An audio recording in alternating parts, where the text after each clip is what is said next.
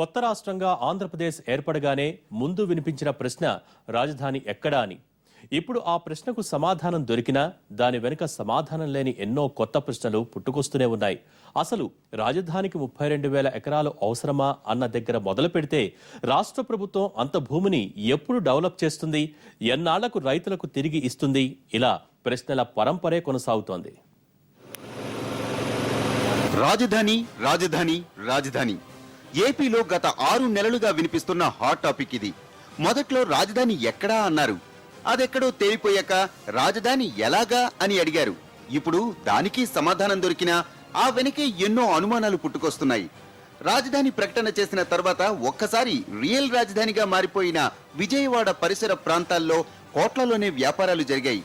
ఇవన్నీ పక్కన పెడితే ఇప్పుడు ఏపీ భారీ క్యాపిటల్ వ్యవహారం రియల్ రంగు పులుముకుంటోందన్న విమర్శలు వినిపిస్తున్నాయి.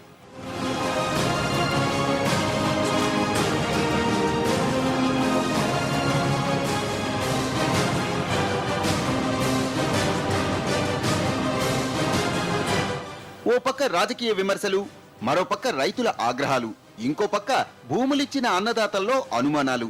ఇవన్నీ కాకుండా రాజధాని భూముల వ్యవహారం వెనుక రియల్ రంగులు కూడా ఉన్నాయన్న అంశాలు, ఉట్టికి ఎగరలేనమ్మ స్వర్గానికి ఎగిరిందన్నట్లు ప్రభుత్వం చేస్తున్న ఆర్భాటాలు అన్నీ రాజధాని భవిష్యత్తుపై నీలి నీడలు కమ్ముకునేలా చేస్తున్నాయి. రాష్ట్రంలో ఎక్కడైనా ఓ ప్రాజెక్టు వస్తుందన్న ప్రకటన వస్తే చాలు ఆ చుట్టుపక్కల భూముల రేట్లు, రియల్ మార్కెట్ ఆకాశాన్ని తాకుతుంది. మరి అలాంటిది రాజధాని వస్తోందని తెలిస్తే ఇక రేట్లకు రెక్కలొచ్చి చుక్కలు దాటకుండా ఉంటాయా చెప్పండి. ఇప్పుడు ఏపీ క్యాపిటల్ విషయంలో కూడా జరుగుతోంది అదే. ప్రస్తుతం ఏపీ ప్రభుత్వం నిర్ణయం ప్రకారం విజయవాడ పరిసరాల్లో కృష్ణానదికి ఉత్తరవాహిని కేంద్రంగా 700 చదరపు కిలోమీటర్ల పరిధిలో 58 మండలాల విస్తీర్ణంలో రాజధాని నిర్మాణానికి శ్రీకారం చుట్టింది. ఇందుకోసం 122 చదరపు కిలోమీటర్ల విస్తీర్ణంలో తొలి విడతగా 29 గ్రామాల పరిధిలో ఉన్న 30,000 ఎకరాల భూమిని సేకరించాలని లెక్కలేసుకుంది. నోటిఫికేషన్ ఇచ్చిన ప్రభుత్వం దాదాపుగా 25,000 ఎకరాల వరకు పక్కాగా సేకరించింది. మరో 5,000 ఎకరాల సేకరణకు మార్గం కూడా వెతికి స్వాధీనానికి రెడీగా ఉంది.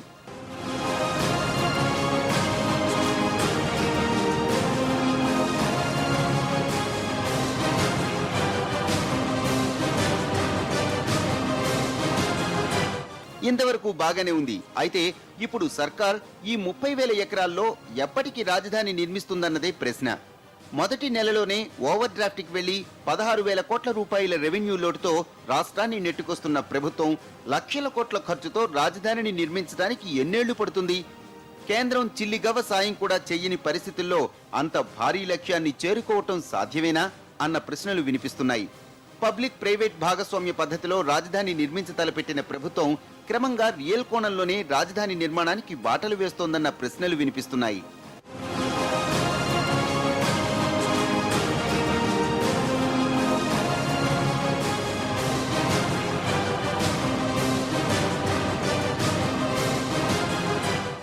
ఇవన్నీ పక్కన పెడితే ఇప్పుడు రాజధానిలో నిర్మాణాల దగ్గర నుంచి భూములిచ్చిన రైతుల ఆలోచనలు, ఆశలు అన్నీ చూస్తుంటే రాజధాని నిర్మాణం అంతా పరిధులు లేని రియల్ మాయలో పడిపోయినట్లు కనిపిస్తోంది. ఇదే మాయలో ఉంటూ వాస్తవాల్ని కూడా గ్రహించకుండా ముందుకెళితే భవిష్యత్తులో అటు సర్కార్, ఇటు రైతులు ఇబ్బందులు పడక తప్పదు.